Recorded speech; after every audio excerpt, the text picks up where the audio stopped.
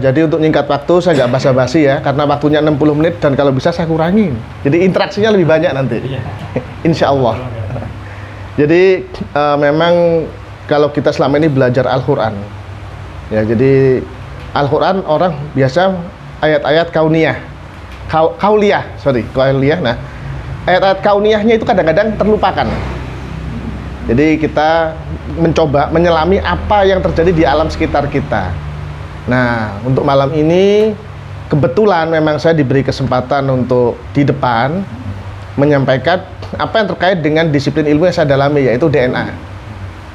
Nah, dari ini saya akan mencoba menyampaikan kepada audiens sekalian, teman-teman sekalian dengan bahasa awam, bahasa umum ya. Jadi lebih mudah dimengerti. Nah, jadi kalaupun terpaksa saya akan memakai bahasa ilmiah tapi yang nggak terlalu ilmiah banget. Nah, biar mudah dipahami. Oke. Jadi kalau tadi dari judul sudah dibacakan, jadi Isra Mi'raj dalam DNA terkait dengan Lauh Mahfuz, penggalannya. Nah, di sini kalau kita bicara tentang Lauh Mahfuz, kebanyakan dari kita itu maksudnya umat Islam keseluruhan itu akan berpikir, oh Lauh Mahfuz itu sesuatu yang di awang-awang. Mayoritas. Ya mungkin ada satu dua yang enggak ya, tapi di awang-awang, dan itu merupakan wahyu yang ada di tempat lain dan masuk kan gitu. Nah, suatu yang sudah tertuliskan sebelum kita lahir. Oke. Di sini saya persingkat, saya persempit. Oke, itu kan terlalu luas. Nah, saya coba yang ada dalam diri manusia saja. Diri manusia ini kan terdiri dari daging, tulang, ya kan? Terus apalagi darah. Terus ada cairan dan sebagainya. Nah, kalau di dalam Al-Quran itu kan ada 4 unsur sebetulnya. Hama'in masnun, turab, tin, ya kan? Terus apa yang satu? Al-zalzal. Itu tertulis dalam Al-Quran. Tapi itu semua diterjemahkan tanah. Padahal tidak seperti itu. Itu turab, tin, al-zalzal dan hama'is masnun itu memang tanah, tapi tanah yang bagaimana dan kandungannya apa? Berbeda. Tapi semua itu disatukan dalam satu ayat, sulalatim mintin, yang artinya intisarinya saja yang dikotak. Intisarinya. Jadi bukan tanah secara utuh dibentuk kayak kalau kita membuat itu apa? Tembikan. Tidak seperti itu. Tapi sulalatim mintin itu kan intisari dari tanah itu sendiri. Nah, berarti dari masing-masing jenis tanah tadi 4 kita ambil intisarinya masing-masing itu apa? Ternyata karbon, hidrogen, oksigen, dan nitrogen. Ternyata itulah yang terjadi. Dan itu adalah penyusun utama tubuh manusia. Dalam hal ini, kalau dia dimasuk dalam ikatan basa, yang paling dalam itu adalah inti sel ya. Jadi dalam bahasa umumnya inti sel. Saya tidak merinci satu persatu biar global, gampang dimengerti. Inti sel. Di situ ada yang namanya kromosom dan DNA. Itu inti kehidupan. Artinya, kuciptakan sesuatu dari yang mati, itu betul. Virus itu benda hidup atau benda mati? Benda mati virus. Tapi ketika dia berinteraksi dengan protein, dia jadi hidup. Sama, DNA juga begitu. DNA itu abadi. Maksudnya abadi itu, selama dia tidak terkoyak, dia tetap. Fosil aja masih ada DNA-nya. Makanya, jadi ketika orang, tanaman, tumbuhan, hewan itu sudah mati berabad-abad, berjuta-juta tahun, bermiliar, DNA-nya tetap utuh. Karena DNA itu bukan benda hidup, benda mati. Tapi begitu dia diselubungi oleh protein, jadilah sel kita. Jadilah sel tumbuhan. Itu kunci pertama. Jadi ini tadi kenapa saya sampaikan agar kita mengerti DNA itu apa sih? Kan selama ini orang mesti bingung, DNA itu apa? Tes DNA, loh, lalu yang dites apa kan gitu? Nah, oke, saya mulai masuk lagi ke pendahuluannya, saya seret ke ilmu kedokteran. Ilmu kedokteran biasanya kalau ngomong tes DNA itu bukan DNA yang dites, gen. DNA semua makhluk hidup itu sama, gennya yang berbeda. Tapi jika dokter ngomong itu DNA yang dites, supaya masyarakat umum nggak bingung. Bahasa kaum, betul. Boleh saya gambarkan ya, jadi biar sedikit. Oke. Jadi misalnya ini tuh untaian DNA. Tadi kan dari CHON tadi kan ya? Oke, ini belum saya jelaskan, nanti saya jelaskan. Di sini misalnya saya beri kode, karena ini belum saya jelaskan, saya beri kode ABC aja biar gampang. D, E, F, G, dan seterusnya. Nah, pada DNA, ini DNA, itu ada bagian yang gelap. Ada bagian yang gelap di blok. Ini kita sebut dengan intron. Intron.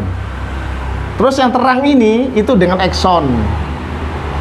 Ini dasar banget, jadi sebelum saya jelaskan lebih lanjut, ini saya sampaikan dulu. Nah, ini DNA. Ketika dia turun, di-copy istilahnya, di-copy, yang gelap ini hilang. Jadi yang muncul tinggal B. Oke. Ini D. Ini F. Ini H. Sampai sini, dia turun ke bawah, yang kita kenal dengan RNA. Ini jadi gabung jadi satu. B, D, F, H. Ini itu gen. Ini DNA. Jadi pada gen itu ada beberapa bagian yang hilang. Oke. Nah, orang ini misalnya saya anggap aja orang yang sama, ininya sama, ininya bisa beda. Kenapa? Mungkin bagian terangnya dia bukan di D, tapi di C. Nah, ini yang setiap orang beda-beda. Setiap hewan beda-beda itu di sini. Bisa aja dia G-nya ini yang terang, H-nya yang gelap. Jadi yang muncul di sini kan akhirnya bukan H, tapi ini G. Dan ini C, bukan D. Jadi kalau ininya dites kan ya nggak mungkin. Yang dites akhirnya ininya kan. Bisa dipahami sampai sini ya? Insya Allah. Di dalam kromosom itu nanti belum saya jelaskan. Saya baru menjelaskan kenapa kok dokter mengambil mudahnya. Ini yang dimaksudnya. Kalau dia ngomong ini kan bingung, akhirnya udah mudahnya DNA aja. Nah itu mudahnya seperti itu. Oke. Sampai sini disimpan dulu memorinya. Saya jelaskan lebih lanjut. Jadi kalau kita melihat makhluk hidup, duduk lagi saya ya. Nanti kalau nulis baru berdiri lagi. Jadi santai, oke. Jadi kalau makhluk hidup itu kan ada sel, pasti makhluk hidup punya sel. Terus kemudian di dalam sel itu ada inti. Ini yang dari biologi paling nggak tahu kan ya.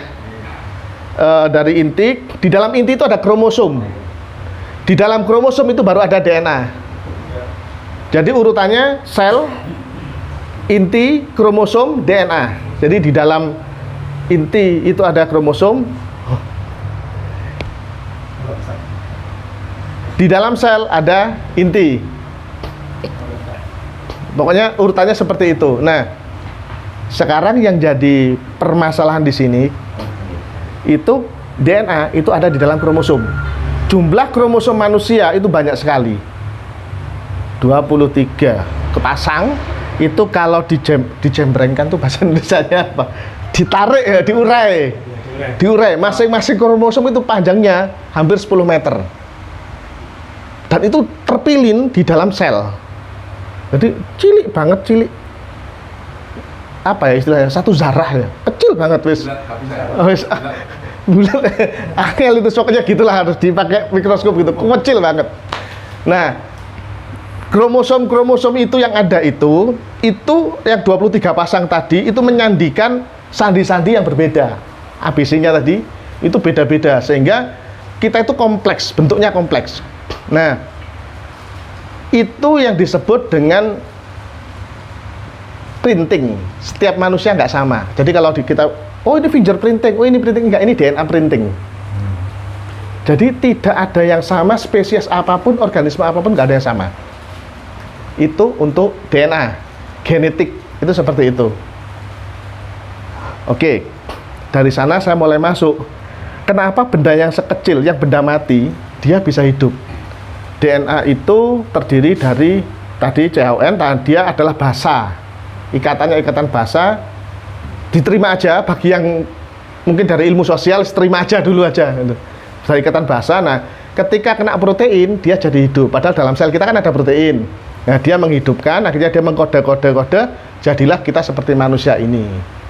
Nah, itu asal-usulnya dia dari benda mati menjadi benda hidup.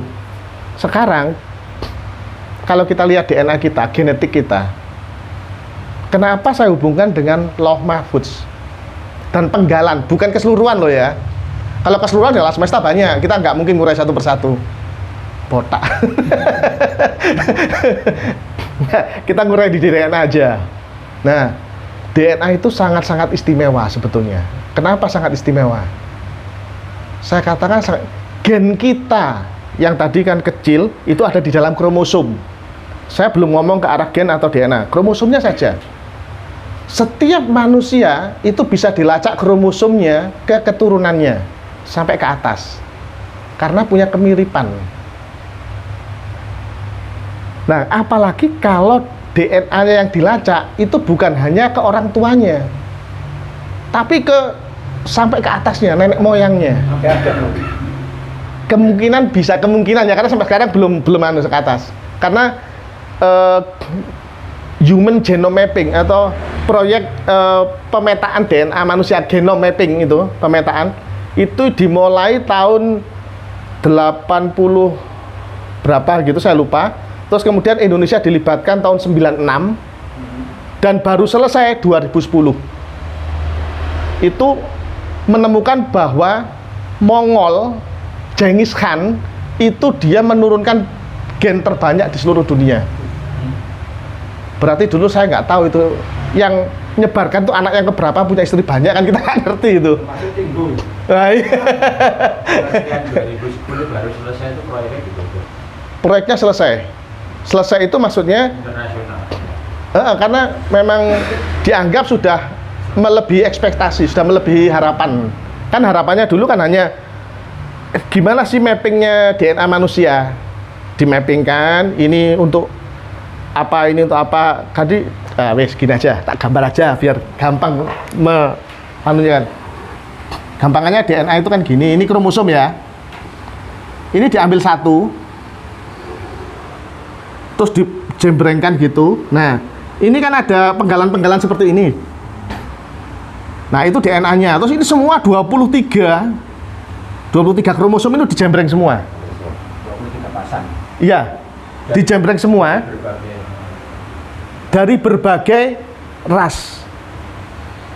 Kalau dulu awal proyek itu muncul, dianggap manusia itu sama. Ternyata setelah dijalankan, ternyata beda. Betul, kromosomnya beda-beda, gennya beda-beda, sehingga di dunia saat ini ditemukan itu 46 jenis DNA dan gen yang berbeda rumpunnya dari proyek ini. Nah, itu kalau diteruskan nggak tahu berapa rumpun lagi. Dan Indonesia itu istimewa. Saya katakan istimewa karena ini 46 kan, 3 diantaranya itu di Indonesia. Iya, memang Indonesia itu istimewa, Nusantara. 3 dari 46 kromosom. Dari 46 jenis itu di Indonesia dan tidak dimiliki dimanapun. Secara sampling. Salah satu contohnya kan yang saya pernah cerita itu, Dahlan Iskan dibujui itu. Jadi ceritanya, ini cerita aja ya. Mungkin kalau orangnya denger ya nggak apa-apa. Dia bayar untuk tes DNA itu, dia bayar.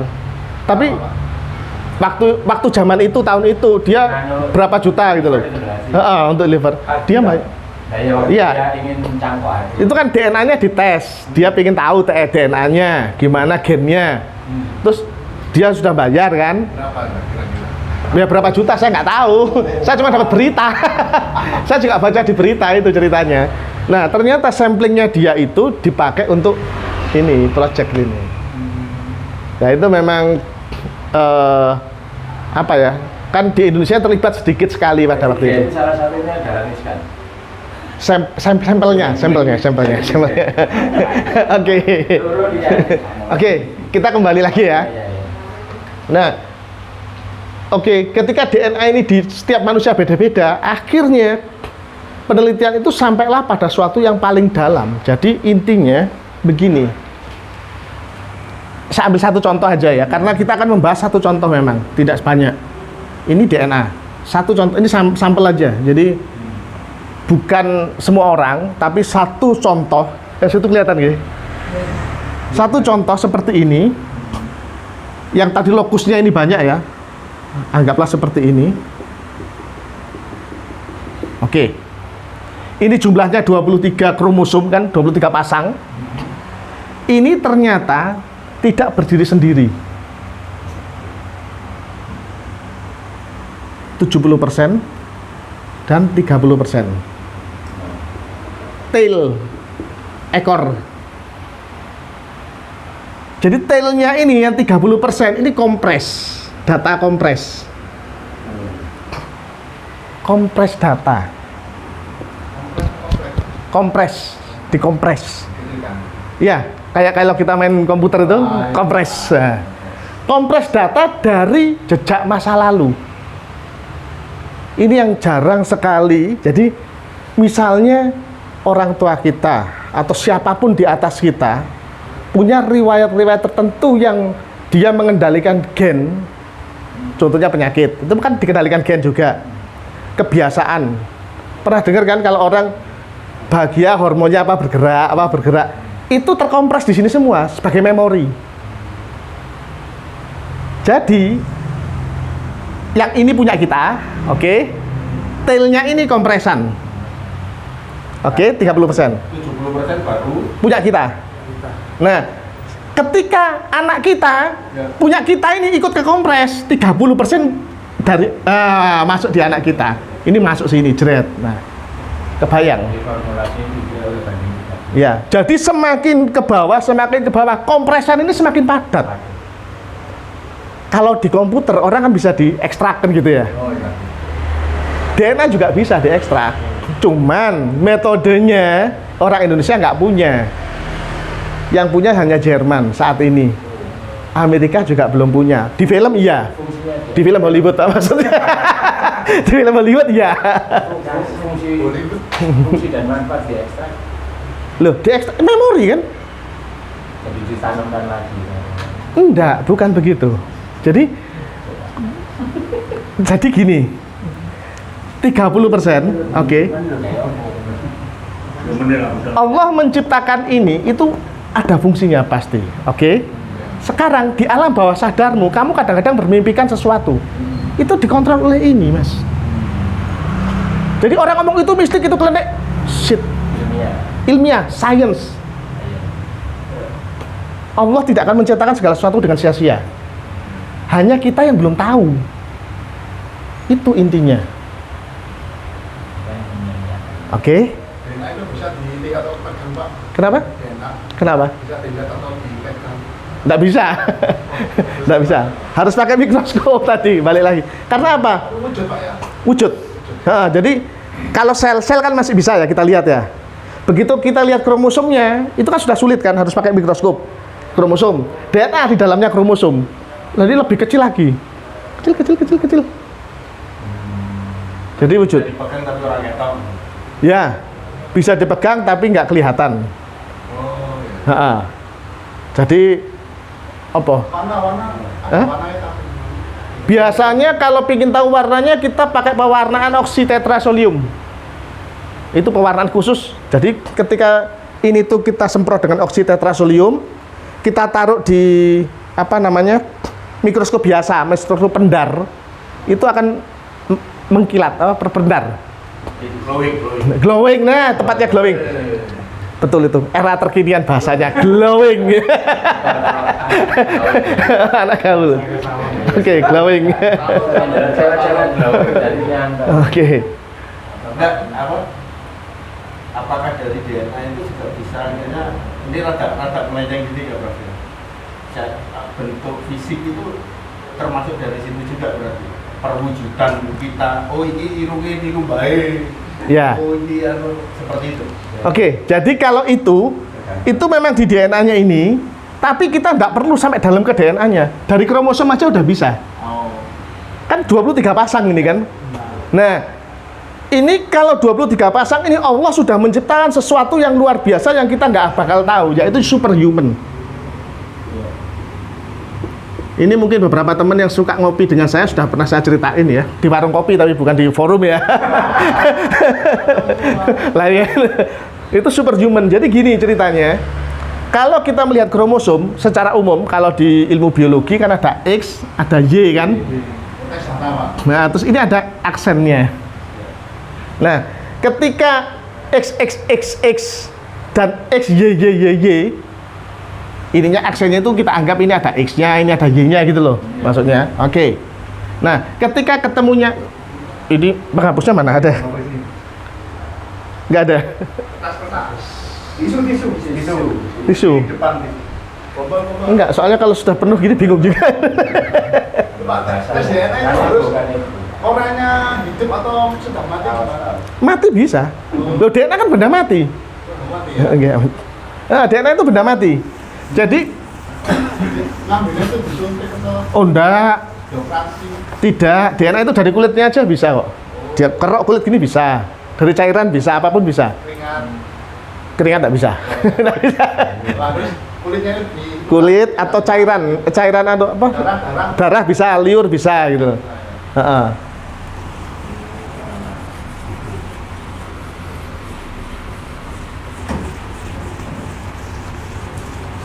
Kamu nanti keturunan siapa gitu ya? Jadi itu bisa dilacak sebetulnya. Nah, tadi kan kebetulan misalnya X ya, Ya. terus aksennya ini tak gedein biar gampang gitu loh. Biar gampang, aksennya tak gedein. Ini ada X, Y. Tapi ini aksen ya, yang tak anu itu harusnya di aksennya ya. Biar paham. Y, ini juga ada X kan gitu. Gini biar gede. Ini Y. Nah, biasanya kalau di ilmu kedokteran kan ini kalau dikawinkan ini dikawinkan misalnya X dapatnya kalau ini X gini, ada X gini, terus ada X Y, ada X ini misalnya aja, terus ada X ada X Y. Nah, Y. Nah, ini saya ambil contoh aja. Beberapa tapi tidak semuanya. Kalau semuanya banyak nanti. Banyak. Kalau X itu berarti perempuan kan? XX perempuan. Ini berarti dia perempuan asli. Tidak. Ini perempuan. Ini perempuan. Tapi ini ada Y-nya. Tomboy. Jadi perlu diingat. Nah, ini akhirnya larinya ke LGBT akhirnya. LGBT itu ada yang penyakit, ada yang bukan. Yang bukan itu yang dilarang. Kalau penyakit dia harus disembuhkan ini. Kalau bukan itu tren gaya hidup. Nah, itu yang nggak boleh. Itu nggak boleh kalau ini harus disembuhkan. Dipaksa nggak boleh ya nggak bisa. Memang dia sakit. Sakit genetik istilahnya. Sakit dia. Yang bukan gimana caranya? Ya ada terapinya. Nah, dia nggak bisa. Yang dinamain nggak lari ke situ tadi dulu ya. Berarti yang dinamain terapi hormonal ya ke sana itu. Betul, ya. Nah, ini tidak pernah terjadi. Y, aksennya atasnya juga Y. Jadi aksennya tadi ini juga Y. Y. Pasti gugur dalam kandungan. Jadi kalau ada bayi gugur dalam kandungan itu bukan berarti rahimnya lemah. Selama ini dokter ngomong, oh rahimnya lemah. Tidak selalu. Menutupi. Aku karo. Gampang aja. Tapi sebetulnya ini yang pengaruh. Makanya ketika rahimnya lemah, rahimnya dikuatin. Tapi ketika ini yang terjadi, tetap gugur terus. Akhirnya sinsel lah yang berbuat. Obat Cina lebih manjur loh. Enggak, jujur aja karena masalah ini kan. Itu. Karena mereka apa ya? saya tidak tahu zaman dahulunya bagaimana orang-orang Shinsei di zaman dulu di Tiongkok itu dia mengerti soal ini tanpa harus belajar ini. Itu yang saya kurang paham. Hah? Nah itu, Wahyu itu tetangga saya. Oke, paham ya Mas ya? Nah, bagaimana dengan superhuman? Kebetulan kalau superhuman itu dia dapatnya begini. Ini X ya, langsung tak buat aksen aja. Ini Y, ini Y. Nah, ininya Y. Ini superhuman. Pengertian super.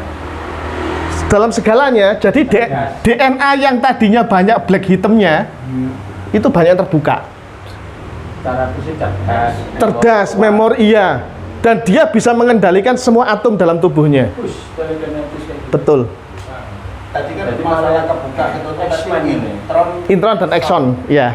Kalau banyak kebuka berarti dia intronnya banyak kebuka. Intronnya jadi exon, Nah, jadi exon. ya. Dan itu yang terjadi. Mohon maaf sebelumnya. Ya. Gimana kalau ada anak lahir itu video itu apakah terus salah satu gennya atau DNA itu rusak atau gimana? Genetik, Kalau penyakit genetik. apakahnya itu Enggak. apa? Ini kan bertemunya acak. Jadi superhuman ini kita tidak bisa memperkirakan kapan dia ada. Karena ini kan separuh dari ibu, separuh dari bapak. Padahal jumlah di dunia ini tuh hanya sedikit, yang seperti ini tuh kan sedikit. Sehingga ketika dia nyebar, kumpul kan kita nggak bakal tahu. Makanya orang-orang Bani Israel mengira superhuman akan lahir di Bani Israel. Tapi ternyata dia lahirnya, Berarti maksudnya itu salah paham maksud saya ya? Ya. Nah, tanpa tak sebutkan udah paham pasti. Ya, ya. berarti salah satu dari orang tuanya itu membawa idiot atau gimana ya? Ininya, aksennya. Jadi kalau yang dibawa orang tuanya kan ininya, X dan Y-nya kan. Aksennya ini itu terbentuk oleh lingkungan. Kan tadi ada 70% tadi kan. Bukan bawaan, tapi terbentuk oleh lingkungan. Maksudnya gimana? Gini, balik lagi sih. Ini DNA kan ya. Ini 30%. Bawaan ya. 70% ini kan milik kita. Oke? Ya. Enggak, milik kita pribadi. 70% ini dibagi 3. Saat kita itu sudah lahir, ini masih bisa apa orang Jawa ngowah. Nah, ngowah. Oh my god. Ya, ngowah itu makanya gitu. Jadi tergantung daripada apa yang asupan yang kita makan. Modifikasi. Betul. Gizi atau zat karsinogenik itu penyebab perubahan DNA. Dan paling banyak itu vetsin. Jadi orang yang terlalu banyak makan vetsin itu bukan kita yang sakit, anak kita. Jadi orang selama ini kan keliru, kok akan makan vetsin gendeng kok? Oh, enggak, bukan. Makan vetsin kita nggak masalah, enak makan kan. Anak kita yang jadi korban. Karena dosa Bukan, nggak ada. Enggak. Enggak. Dari usia pengaruh nggak? Kalau dari usia itu kematangan otak, bukan fisik. Jadi Dokter di atas 40 ibu dan oh iya, pembentukan otak. Jadi gini, seseorang itu kalau dia hamil, saya tidak ngomong melahirkan, hamilnya dulu. Ketika dia hamil, DNA kan terbentuk lebih dulu ini, karena persatuan gamet jantan dan betina. Ada ngomong lanang wedok kok sungkan. Jantan dan betina. Nah, ketika dia terus akhirnya kan membentuk DNA ini kan. Nah, kalau umurnya sudah di atas 40, gizinya harus dijaga. Karena apa? Sel otak kita itu beda dengan sel ini. Sel ini itu lebih banyak terdiri dari lemak, terus karbohidrat, ya kan? Protein salah satunya, hanya salah satu, tapi ini protein semua. Jadi di otak kita ini selnya sedikit berbeda. Nah ini akhirnya lari ke sel dulu. Nah, ini belum jelaskan loh mahfudnya, Ustaz. Mungkin untuk bersabar, pertanyaannya bisa ditunda dulu. Oh iya, siapa tuh? Oke, Kak, sedikit aja ini sel, kalau sel di tubuh kita tuh bentuknya seperti ini, ada inti sel, ini selnya. Ini ada cairannya. Nah, kalau sel otak kita enggak, bentuknya seperti ini. Panjang. Nah, ini ada listriknya. Jadi, di seluruh badan kita yang ada energi listriknya itu hanya otak. Makanya kalau di ilmu kedokteran yang dites listrik kan ini mesti kepala. Karena kalau kita korslet juga di kepala. Asli itu. Itu pernah ada yang pakai dom nyalain. Iya. Listriknya emang di kepala kita itu. Jadi nah,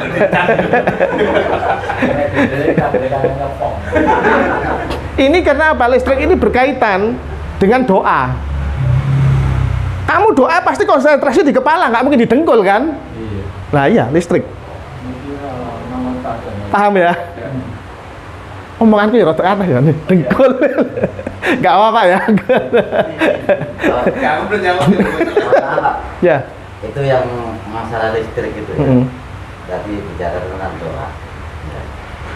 Kenapa kalau kita tuh waktu kita diam, yang kita pakai itu hanya otak, mengfokus ke ruang angkasa, semakin lama semakin panas seperti itu, bahkan seperti ada cahaya. Ya. Itu yang menyebabkan itu apa? Kumpulan listrik. Jadi kalau ya semacam itu. Jadi kalau lampu itu kan ada lampu itu kan ya mohon maaf kalau listriknya dikumpulkan ada lampu yang pertama dia redup terus terang-terang merkuri. Kaget. Aku malah kaget. Ada semacam itu, tapi lampu-lampu yang modern sekarang kan enggak modelnya langsung jeret gitu kan. Nah, itu sama. Jadi dia modelnya sel otak itu ketika kita semakin konsentrasi gitu, kita semakin tinggi itunya, kumpulan listriknya. Dan itu akhirnya akan menyebabkan gelombang. Ya. Gelombang itulah yang akhirnya trans. Nah, maksud itu bukan trans tapi trans ke atas maksudnya. Itu seperti itu. Ayo Pak, itu Pak, sindrom itu termasuk kerusakan listriknya. Iya Pak. Kalau Down syndrome itu kalau di ilmu kedokteran kan memang dia kerusakan listrik otak ya. Ya. Tapi itu sebetulnya dia mempunyai suatu kelebihan tersendiri daripada orang lain. Pasti seperti itu. Jadi orang yang Down syndrome itu tidak bisa dikategorikan imbisil. Anak ya sama. Oh, ya. Tidak bisa dikategorikan imbisil. Imbisil. Kalau imbisil itu cacat bawaan yang otaknya nggak terbentuk. Jadi otaknya nggak terbentuk, dia lebih parah dari Down syndrome. Kalau Down syndrome itu dia memang orang lain melihat dia keterbelakangan mental, tapi dia istimewa sebetulnya. Karena dia punya suatu kelebihan yang orang lain pasti nggak punya. Contoh, kita anggaplah ilmu itu ada 3. Anggaplah gitu ya, matematika, ya kan? Terus kemudian ilmu bahasa dan ilmu sosial, anggaplah itu. Pasti dia punya kelebihan salah satu di antara ini, pasti itu. Dan orang lain pasti kalah. Matematika, dia bisa sosial, dia bisa musik, bisa macam-macam. Seperti itu. Kalau Down syndrome loh ya. Kalau imbisil nggak bisa, karena otaknya memang nggak terbentuk. Beda, di sini agak sedikit berbeda. Nah itu yang lebih tahu sebetulnya orang kedokteran kalau itu. Yang lebih paham maksudnya. Saya kan cuma tahu kulitnya, jerone yang mau kedokteran. Kalau kewajiban. Sindrom lolos kewajiban. Sadar enggak ada. Iya. Oke. Sekarang kita coba masuk ke DNA-nya ya. Dan nggak muter-muter kadon. Oke, kita masuk ke DNA-nya. Tadi ini kita sudah bahas kromosomnya. Jadi ini tadi kromosomnya sudah kita bahas. Ada yang namanya superhuman, ada yang tidak. Jadi kalau ada seseorang yang punya kelebihan daripada orang lain, bisa jadi dia superhuman. Secara ilmu genetika, secara DNA dia seperti itu. Nah, tetapi kalau kita melihat dari sisi DNA-nya, gennya, setiap orang lahir tidak sama.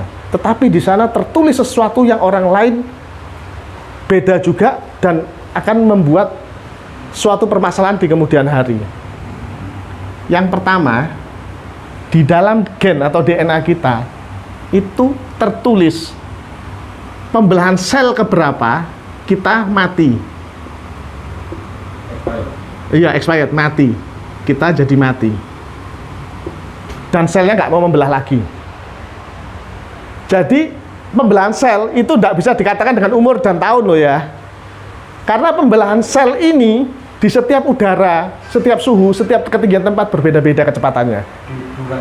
Durasinya. Jadi misalnya orang yang hidup di daerah kutub misalnya, itu pembelahan selnya 1 kali pembelahan dalam 3 hari misalnya.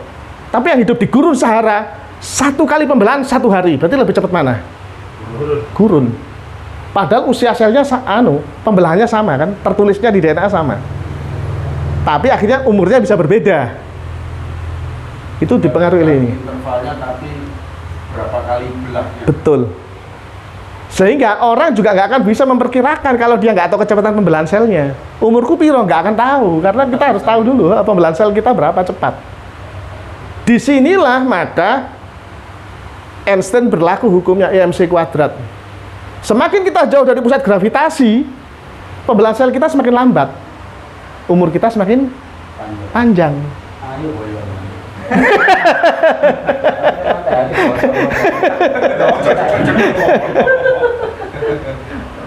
Oke, ini seperti ini. Terus yang kedua, di dalam DNA kita itu ada 4 sifat utama manusia. Dimana kalau dalam Al-Quran itu kan salah 2-nya. Tak pakai contohnya 2 aja gitu loh. Nafs dan yang disebut dengan ruh. Saya berusaha membahasa Indonesia kan yang pas itu nggak nemu itu. Jadi akhirnya terpaksa saya pakai bahasa ini aja gitu aja. Nah, 2 sifat ini itu di dalam DNA kita itu ada kesetimbangannya sudah tercetak. Jadi misalnya kita ada di sini atau ada di sini itu sudah tercetak sejak kita lahir. Sudah terprinting. Jadi, kenapa Allah itu mengatakan berfirman, kalau yang namanya kamu sadar atau tidak itu tergantung hak prerogatifku, kan begitu. Kita nggak bisa maksa, kita hanya bisa nyampaikan pada orang. Tapi dia pikirannya terbuka atau enggak, ya karena ada ini. Dan ini nanti akan bisa bergeser ketika hormonnya berpengaruh. Kan ada hormon kebaikan kan yang ya. Jadi gini, nah sekarang kalau sudah sampai di sini nomor 2 ini baru tak jelaskan. Gen A, gen B, gen C, gen D. Misalnya ini tuh mengendalikan keburukan, segala nafsunya di sini misalnya. Tetapi gen A ini dia memproduksi hormon. Hormon ini memicu bekerjanya gen D. Jadi setiap gen itu ada pemicu untuk bekerja. Ketika ini terpicu, dia memproduksi suatu zat yang mengcover gen ini hingga terselubungi. Bekerja nggak ini tadi gennya? Tidak bekerja. Jadi yang tadinya dia punya sifat jahat, punya apa? Ketika dia berusaha hormon ini terbentuk, jadi baik. Bisa dipahami di sini? Nah, itulah fungsinya pendidikan moral dan etika. Itu fungsinya kebahagiaan, maka jangan lupa bahagia. Karena itu, bener kan? Status dia, Pak. Ya status ya, tulis status tadi.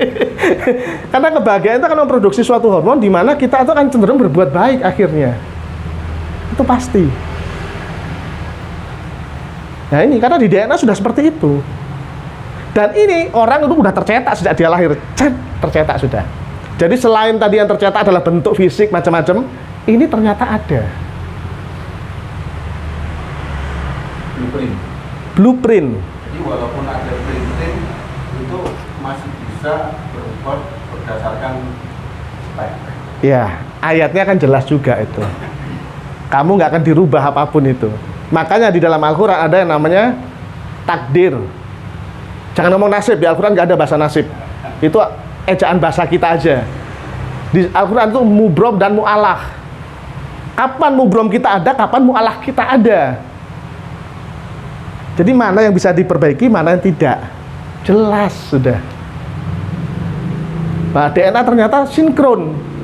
Jadi semua ayat-ayat kauniyah itu selalu sinkron dengan ayat-ayat kauliyah. Nggak mungkin bertabrakan. Kalau bertabrakan pasti ada yang salah. Jadi sampai di sini ketika DNA itu ternyata kok sinkron semua dengan ayat-ayat kauliyahnya dengan kauniyahnya, berarti penelitian selama ini sudah menunjukkan kebenaran. Kalau sampai ada yang salah, penelitiannya yang salah berarti kan gitu. Tinggal gitu aja. Kurang ngopi. Iya, kurang ngopi sih. Tak melok ngopi nek ngono aku dielingno. Baik, break sebentar, teman-teman. Sik, Ngopi bareng. ngopi bareng. Makanya mengaji di Hah? FK ini bisa Reload. ngopi. Ngopi bareng. Apa itu seperti kasus-kasus terus polisi kita melakukan tes DNA itu maksudnya itu disamakan keluarga dengan korbannya gitu ya Pak? Jadi kalau itu yang dites kromosomnya tadi sudah tak hapus, mau tak tunjuk udah tak hapus ternyata. Jadi DNA kromosomnya disamakan betul nggak ini itu gitu. Saya kira dulu DNA itu ini apa? Cok jempol. Enggak. Bukan.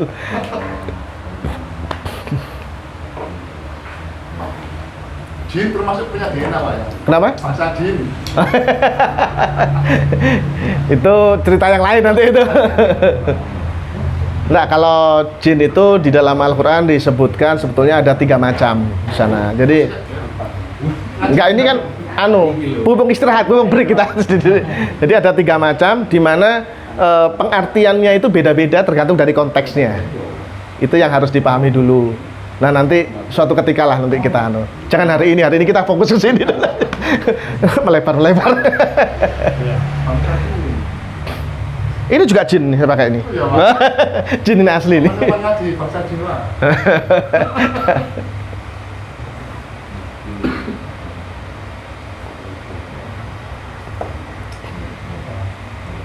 Jadi tulang bisa diambil DNA Pak ya? Semua bisa diambil DNA-nya kecuali keringat. Kecuali keringat. Bisa Pak ya? Rambut bisa.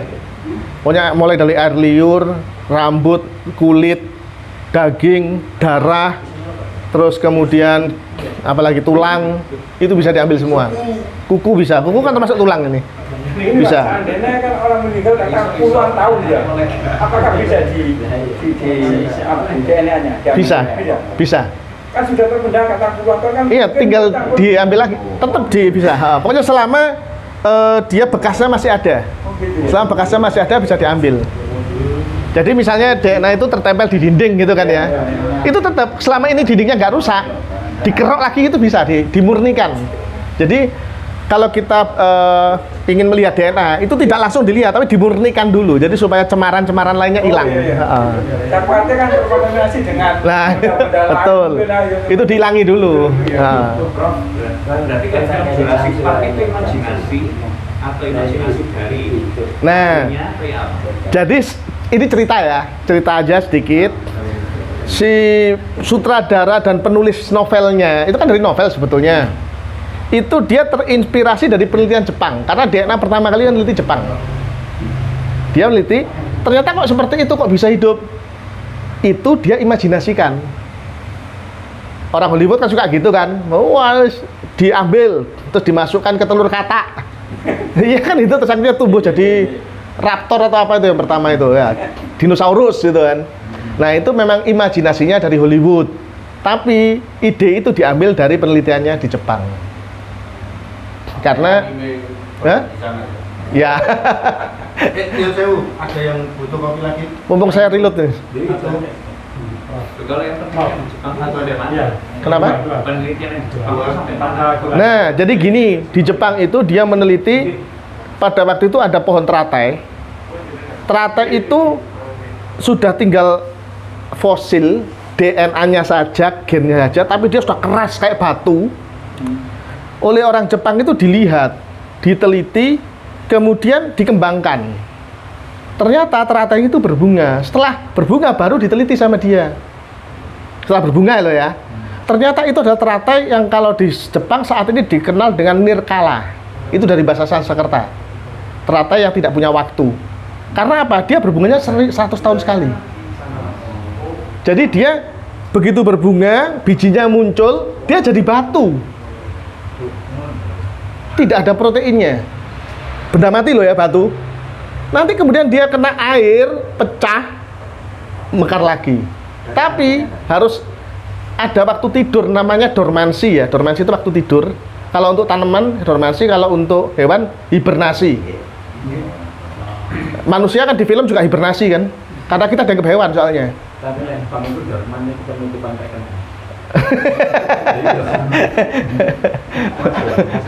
Iya, jadi itu terus nanti kemudian dia mekar lagi. Itu tapi butuh waktu 100 tahun. Nggak bisa mati, nggak bisa mati. Nggak bisa, kecuali dia hancur. DNA itu punya 7 macam ikatan. Kalau ikatannya itu dihancurkan bersamaan, ledakannya setara dengan ledakan bom atom. Oh, iya, sama. Jadi ikatan 7, ikatan kimia, biokimia, fisika. Dulu fisika toh? Itu harus Belajar itu. bolos aja ale ketok. Nah, itu harus dilepas satu persatu. Jadi misalnya ikatan van der Waals-nya dulu dilepas. Terus kemudian baru ikatan basanya dilepas. Jadi satu-satu aman, tapi kalau sampai meledak pasti. Meledak itu. Karena energi yang anunya besar, energinya. Itu untuk DNA, makanya dia abadi. Istilahnya abadi itu. Meledak. Itu. Jadi DNA itu memang sesuatu yang mati tapi dia bisa dihidupkan, dan sekarang orang bisa melacak urutan DNA. Kalau misalnya ini punya saya. Sudah separuh, DNA-nya rusak separuh misalnya karena terurai, terlepas. Terus ini dibentuk baru lagi bisa disambung, dan orang tidak menyadari yang selama ini dipakai ketika corona. Alatnya yaitu polymerase chain reaction atau PCR. Kalian dites toh PCR, ya alat itu untuk DNA sebetulnya. Orang nggak sadar, makanya saya sering ngomong, kita itu punya alat itu banyak. Tapi ketika COVID datang, kenapa kita harus beli? Itu masalah. Ya, kita nggak ngomong itu sekarang, kita kembali ke sini. Iya, nanti daripada melebar kemana-mana. Dilanjutkan terus atau dibuka orang banyak? Masih lanjut ya? Lanjut aja dikit dulu. Iya.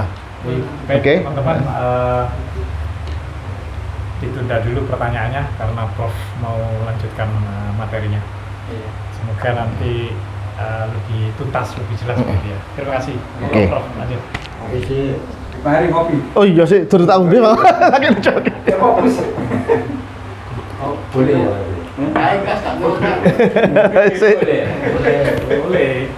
Oke. Jadi terus kemudian setelah kita masuk ke sini, Tujuannya imam itu. yang ketiga, di dalam DNA setiap orang lahir, gen DNA itu tadi saya jelaskan exon intron.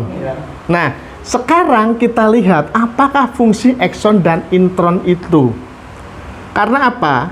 Dibacanya selalu triplet, 3.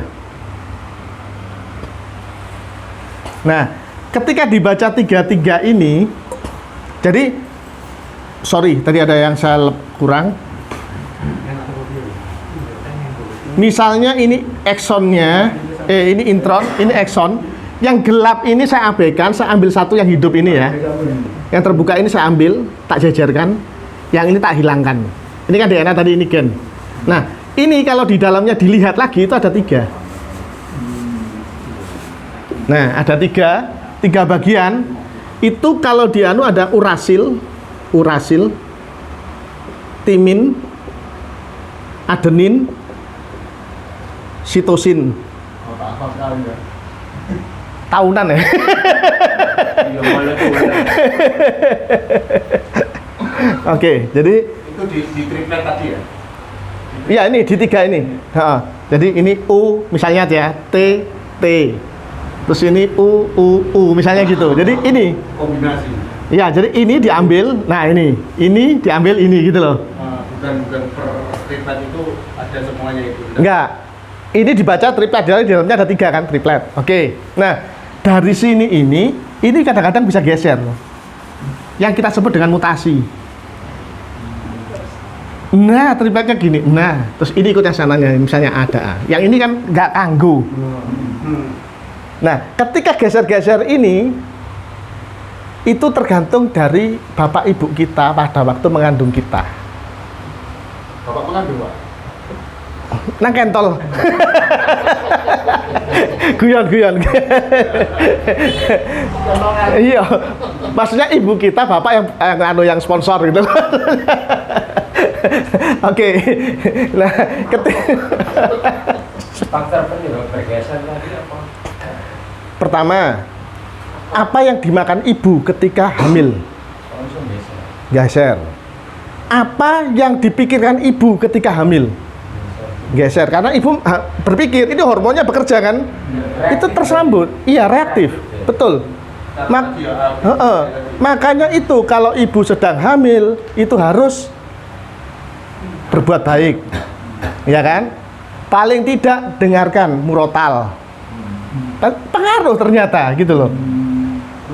Ini geser-geser. Nah, permasalahannya bergeser ini kadang-kadang ada yang positif, ada yang negatif.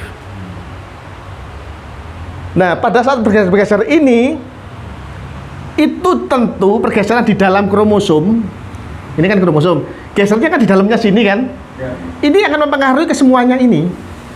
Lah otomatis kan kalau misalnya ini bergeser satu aja, yang lain kan ikut geser pasti. Nah, inilah muncullah orang-orang indigo. Bisa melihat.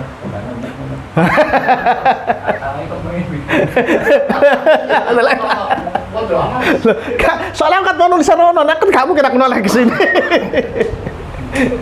Jadi dari sisi ilmu DNA, ini itu dapat kita peroleh ketika kelahiran kita. Tapi yang berperan besar orang tua kita pada saat hamil kita. Bukan kita yang hamil ya, orang tua kita hamil kita. Mengandung. Dan itu adalah suatu pilihan yang dalam Al-Quran disebut takdir mu'alaq. Sedangkan kita lahir itu nggak bisa diberubah, itu mubrom. Oke. Aku gak delok sono lho, kono lho gantian lho. Soalnya wis tak dodok nang kono. Jadi itu. Jadi ada sesuatu yang bisa kita rubah, ada yang tidak. Perbuatan orang tua kita itu bisa dirubah sebetulnya. Tapi kita yang dilahirkan nggak bisa merubah toh kita. Masa kita protes, "Mama, jangan gitu," kan nggak mungkin. Oke. Nah, jadi DNA ini kompleks sekali, apapun yang ada, apapun itu akan menciptakan kita pada waktu kita hidup sekarang. 1, 2, 3. Tertulis saat kita lahir. Yang otomatis semua yang tertulis nasib manusia dituliskan adalah Lauh Mahfudz kan? Penggalan Lauh Mahfudz. Bukan semuanya, hanya bagian kecil. Yang artinya Lauh Mahfudz itu alam semesta. Universe. Bacalah lingkunganmu. Itulah ayat-ayat kauniyah. Selama ini kita berpikirnya ayat kauniyah itu apa sih kan gitu. Kita selalu ayat kauliyah. Ya, padahal di situ dijelaskan kan contoh utama.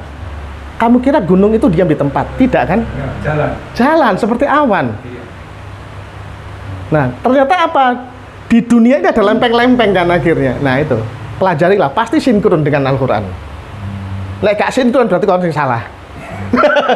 Ndadeke ono.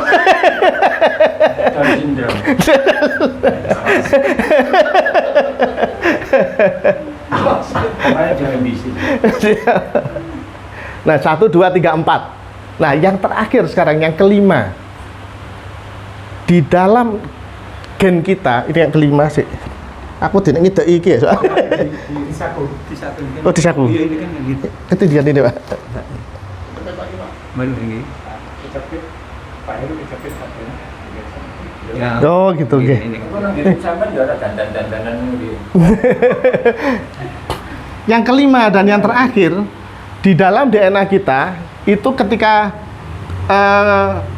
ke-23 ya, kromosom nomor 23. Di kromosom nomor 23 di situ ada locus 16 kalau nggak salah ya, tapi semoga betul. Lokus 16, kromosom 23, lokus 16. Di situ adalah kunci di mana ketika itu jadi ekson, orang akan mudah menggerakkan cairan tubuhnya. Itu kemampuan khusus itu memang. Cairan tubuhnya itu maksudnya dalam tubuh kita kan tadi ada CHON kan? Cairan tubuh yang saya maksud adalah karbon. Karena karbon ini ada C12, C13, C14. Yang normal yang mana? C mana? 12. Berat 13 14. Tapi yang jelas ketika isotop ini kan 3 isotop ini. Itu digerakkan di dalam tubuh kita akan menghasilkan energi plus. Padahal manusia itu energinya negatif sebetulnya menurut fisika, bukan perasaan loh ya. Kalau perasaan, oh energi negatif itu jelek, energi positif itu kan perasaan. Kalau kita ngomong fisika, manusia itu negatif energinya. Tapi ketika kita bisa menggerakkan ini maknanya plus. Apa yang terjadi? Kalau kita mempunyai kemampuan kelima ini, gen yang terakhir itu kita terlahir dengan itu, kita akan mudah konsentrasi. Makanya jangan salah ketika ada orang yang masuk ke pondok pesantren, dia lebih mudah menghafal, lebih mudah konsentrasi, itu karena ini. Yang bukannya yang lahir tanpa ini itu nggak bisa, tetap bisa, tapi rodok ngoyo lah. Tetap iso, tapi rodok ngoyo. Tapi kalau yang ini cerdas Pak, bagus. Makanya saya juga curiga, jangan-jangan Gus Dur itu punya ini dulu. Almarhum itu mungkin begitu. Dibongkar di Joko DNA. Jenius di sini. Kenapa? Kategori jenius. Iya, di sini. Jadi bawaan lahir, Pak. Bawaan lahir. Bisa merubah dan bukan orang tuanya. Kalau sudah lahir, Tidak bisa dirubah. Jadi kalau sudah lahir ini berarti kemungkinan yang bisa kita lakukan adalah belajar. Tapi nih kalau lahir dengan ini, wah kadang-kadang mau cocok udah langsung iso kan, cepet pisan. Itu. Jenis sama superhuman. Superhuman beda. Kalau superhuman itu lebih kepada hal-hal yang di luar kemanusiaan. Jadi seperti Kalau jenis dari satu. betul ya, jadi beda.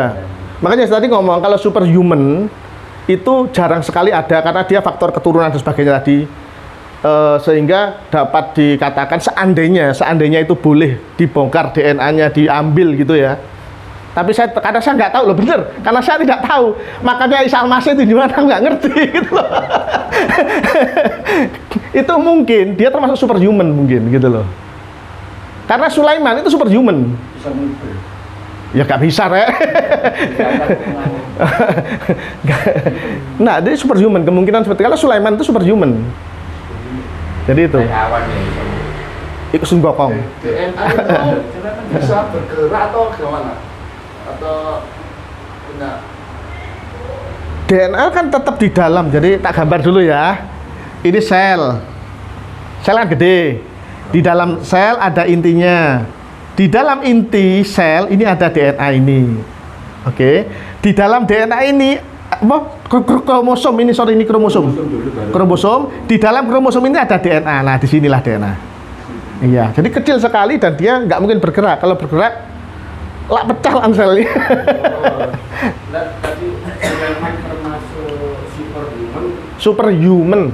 berdasarkan Science.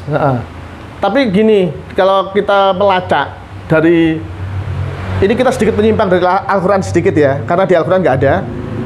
Nabi-nabi Bani Israel itu kan banyak. Nabi-nabi Bani Israel itu kebanyakan kan memang keturunannya langsung kan Daniel, David dan sebagainya sampai ke Sulaiman yang terakhir.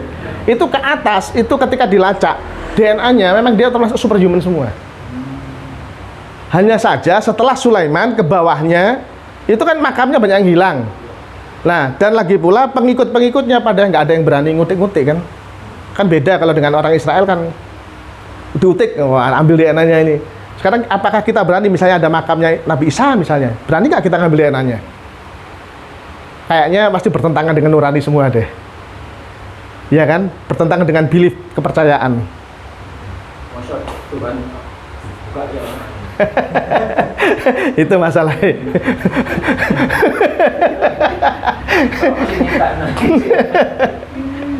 Itu selama waktu berapa itu tahun biasanya Apanya? dari penelitian? Superhuman itu? Kita nggak bisa memastikan karena itu bersifat acak.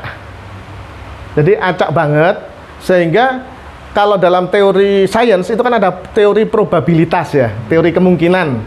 Dan itu kan kalau teori kemungkinan kan bisa ditebak. Tapi khusus untuk ini nggak bisa. Dan itu memang sampai saat ini orang ilmuwan masih mengatakan itu kuasa Allah. Ilmuwan aja bilang begitu gitu loh.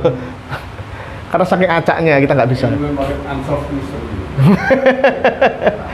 Jadi itu tadi adalah 1, 2, 3, 4, 5 nasib kita. Yang 4 tadi apa? Hah? Yang 4 tadi? Ini tadi pergeseran ini. 1, 2, 3. Ini yang 1, 2, 3, 4, 5. Nah, itu yang tercetak kita saat kita lahir. Dan itu sudah menjadi cetakan kita. Seandainya kita bisa ngerti kita hidup di mana, sel kita belah berapa menit sehari, kita bisa probabilitas. Tapi nggak mungkin, mosok bedawake dhewe ndelok. Oke, jadi itu tadi keistimewaan kita sebagai manusia, jagat kecil ya, jadinya jagat kecil, bahwa kita itu punya Lauh Mahfuz dalam diri kita, meliputi 5 hal ini. Tapi kalau Lauh Mahfuz dalam semesta, waduh luar biasa itu kuasa Allah Subhanahu wa Ta'ala. Mungkin begitu Ustadz Duduh. Silakan kalau saya kembalikan ke Ustadz dulu.